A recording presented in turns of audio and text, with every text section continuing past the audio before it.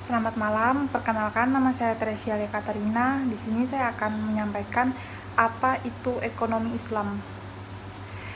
Pengertian ekonomi Islam merupakan ekonomi yang berdasarkan pada ketuhanan. Esensi sistem ekonomi ini bertitik pada tolak dari Allah, tujuan akhirnya kepada Allah, dan memanfaatkan sarana yang tidak lepas dari syariat Allah. Ekonomi Islam merupakan suatu ilmu dan praktek kegiatan ekonomi berdasarkan pada ajaran Islam, yakni ajaran yang sesuai dan tidak bertentangan dengan Al-Quran dan Sunnah Nabi atau hadis, dengan esensi tujuan ekonomi Islam adalah mewujudkan kebahagiaan dan kesejahteraan manusia di dunia maupun akhirat. Tujuan ekonomi Islam itu mempunyai tujuan untuk memberikan keselarasan bagi hidup di dunia. Nilai Islam bukan semata-mata hanya untuk kehidupan muslim saja, tetapi seluruh makhluk hidup di muka bumi.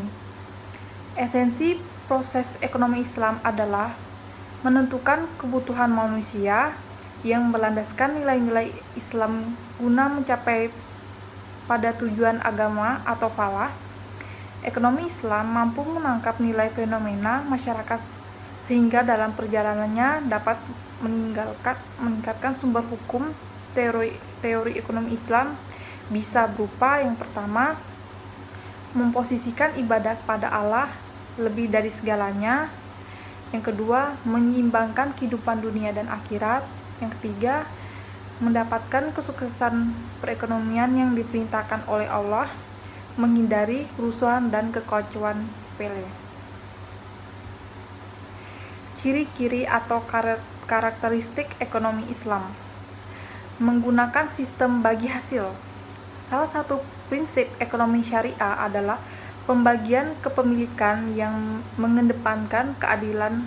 Artinya, keuntungan yang diperoleh dari aktivitas ekonomi dibagi secara adil, misalnya dalam perbankan syariah, dan bagian keuntungan untuk bank maupun untuk nasabah. Yang kedua yaitu menggabungkan antara nilai spiritual dan material. Ekonomi syariah hadir sebagai wujud dalam membantu perekonomian para nasabah untuk mendapatkan keuntungan sesuai ajaran Islam. Kekayaan yang diperoleh dari kegiatan ekonomi dapat digunakan untuk zakat, infak, sesuai dengan ajaran Islam. Selanjutnya, memberikan kebebasan sesuai ajaran Islam. Ekonomi syariah memberikan kebebasan pada para pelaku ekonomi untuk bertindak sesuai hak dan kewajiban mereka dalam menjalankan perekonomian Islam. Dan kegiatan yang dilakukan haruslah positif, sesuai dengan ajaran yang berlaku dan bertanggung jawab pada yang telah dilakukan.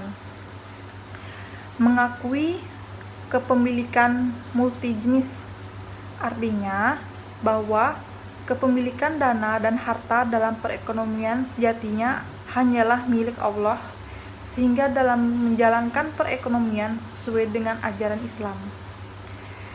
Yang kelima yaitu tarikat, kaidah syariah serta moral. Semua kegiatan ekonomi didasarkan pada kaidah, syariah, dan moral untuk menyeimbangkan perekonomian. Selanjutnya itu menjaga keseimbangan rohani dan jasmani. Tujuan perekonomian syariah bukan sekedar keuntungan fisik, maupun diarahkan untuk mendapatkan keuntungan dan ketenangan batin dalam hidup. Yang selanjutnya yaitu memberikan ruang pada negara dan pemerintah. Perekonomian syariah memberikan ruang pada pemerintah dan negara untuk ikut campur tangan sebagai penengah apabila terjadi suatu permasalahan. Yang selanjutnya, melarang praktek riba. Salah satu bentuk riba adalah menambahkan pembayaran oleh orang yang memiliki harta kepada orang yang meminjamkan hartanya, karena pengunduran janji pembayaran oleh pinjaman dari waktu yang telah ditentukan. Dalam perekonomian syariah, praktik riba adalah hal yang dilarang.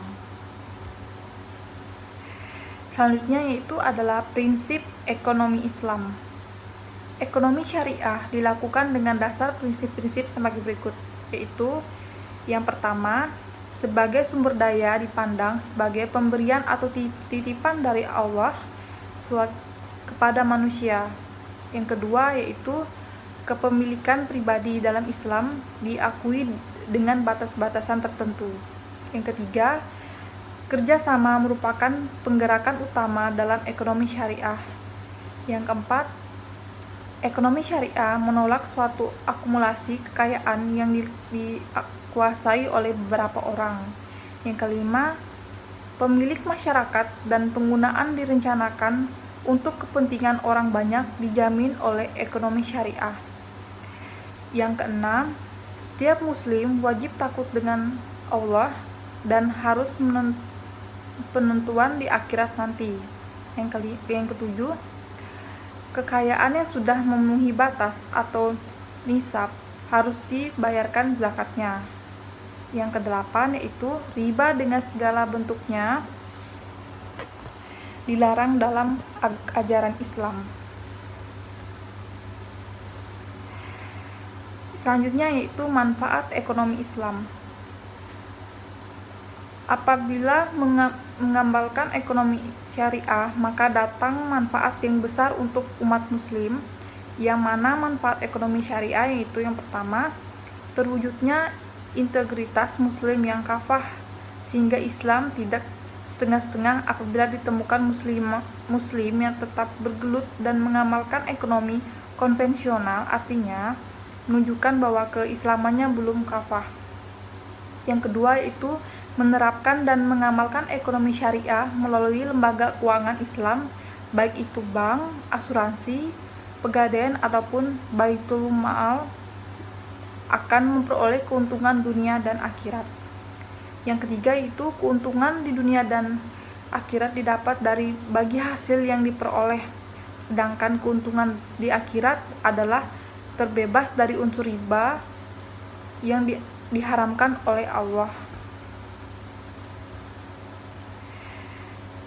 Selanjutnya, diamalkan ekonomi syariah artinya mendukung gerakan amar ma'ruf, karena dana yang terkumpul dalam lembaga keuangan syariah hanya bisa disalurkan kepada usaha-usaha dan proyek yang halal. Selanjutnya yaitu praktik ekonomi yang didasarkan syariah Islam mengandung nilai ibadah karena sudah mengamalkan syariat Allah. Selanjutnya, diamalkan ekonomi syariah dengan lembaga keuangan syariah artinya mendukung kemajuan lembaga ekonomi umat Islam.